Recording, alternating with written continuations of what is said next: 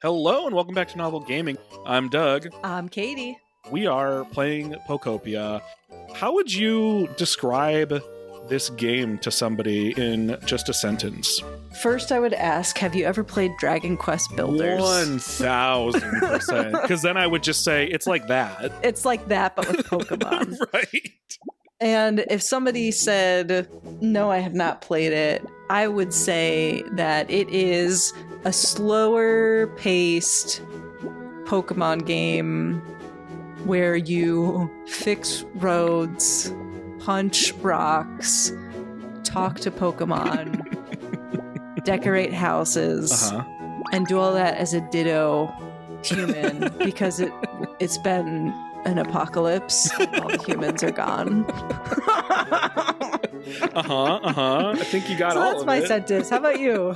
Yeah, I mean, I do think it's tough to describe this without using references because so much of how people have been reacting or describing this is based on what people's familiarity is with either Dragon Quest Builders, Animal Crossing, there's all kinds of these references, but it's not exactly any of them. So I think if I'm not relying on references, I think I would say it's like an open world crafting and building game where you are collecting Pokemon like a Pokemon game, but you collect Pokemon by making places for them to live. I think that's kind of how I would describe this game. Yeah. I feel really primed for this game. I feel like it wasn't hard to get used to or understand what it is. And so the premise of it just being this open world sandbox builder type game and knowing that the people who made it are the people who made Dragon Quest Builders, I was like, great, I'm going to be able to pick this up just fine. And I enjoyed that game. And so I was confident I would enjoy this game, and I am enjoying it. Yeah. It's interesting because, I enjoyed Dragon Quest Builders 2, I should say. I didn't play the first one. Yeah. And enjoyed it, but, I don't have a real connection to Dragon Quest. It's a satisfying and easy game to play, like this game is, right? Yeah. There's ways you can just kind of, zone out and just, do some tasks. But having it be set in the world of Pokemon brings just such a different joy because I have more of a connection to this. Yeah, I think it being in the world of Pokemon means two big things. One is exactly that, where it's like, this is a familiar world. We know these characters. Even if we don't know them all, there's plenty to anchor us to this property. And there's an investment. If you're a fan of Pokemon, there's an investment in collecting. So you're I want to see which Pokemon are in this game and how I can acquire them for my little world. I think the other thing that it being a Pokemon game means is that it is significantly, and I mean this as a compliment because I'm enjoying it this way, but it is significantly less challenging than Dragon Quest Builders, because Dragon Quest Builders has combat and it has tower defense sort of battles that progress you through the story. This one does not have combat or any sort of not even the tower defense stuff. There are no one is attacking you ever. And I do think, and I don't remember exactly how materials and crafting worked in Dragon Quest Builders, but I am never really at a loss for materials in this game. Yeah. It's you Sometimes have one piece of lumber, here's 8,000 planks, so it's definitely a game that is welcoming, easy to pick up. Anybody could play it. If you are 35 years old or 5 years old, you could probably get into this game in some way, shape, or form. If folks have no familiarity with Dragon Quest Builders at all, basically how this game works is you are dropped into this world. It kind of looks like a Minecraft world where everything is sort of made of blocks. And like Katie, you mentioned, it's a post-apocalyptic world, so everything's sort of either landscape or ruins. And there's no one in the world except for you, a little Ditto, and this character named Professor Tangrowth, who is a Tangrowth with glasses and gray hair. A CD. Right, and a CD stuck to their head. Yeah. And basically the Tangrowth says, I've been looking for humans forever. They haven't been here and I don't know what happened to them. And it's just been me. And you are then tasked with creating habitats to bring Pokemon to the world.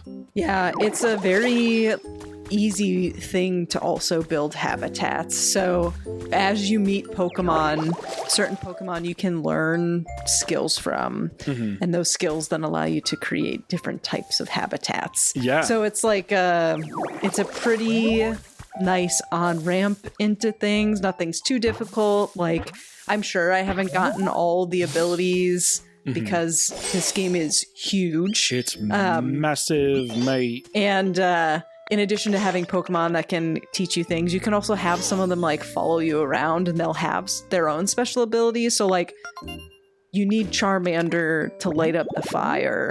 If you bring Bulbasaur with you, the plants can grow more quickly. Yeah, it's cool. I mean, I think the level of investment any given person can have in this game is widely varied, because making habitats is very easy, and no one will really get mad at you in this game in the way that they might in older Animal Crossing games, or in games that have a lot of like social relationship building.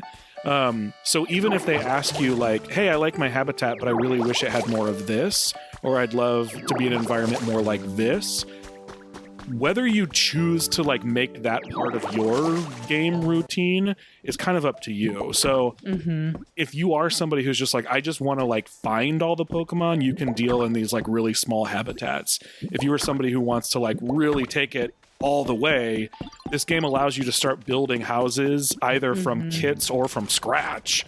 Yeah.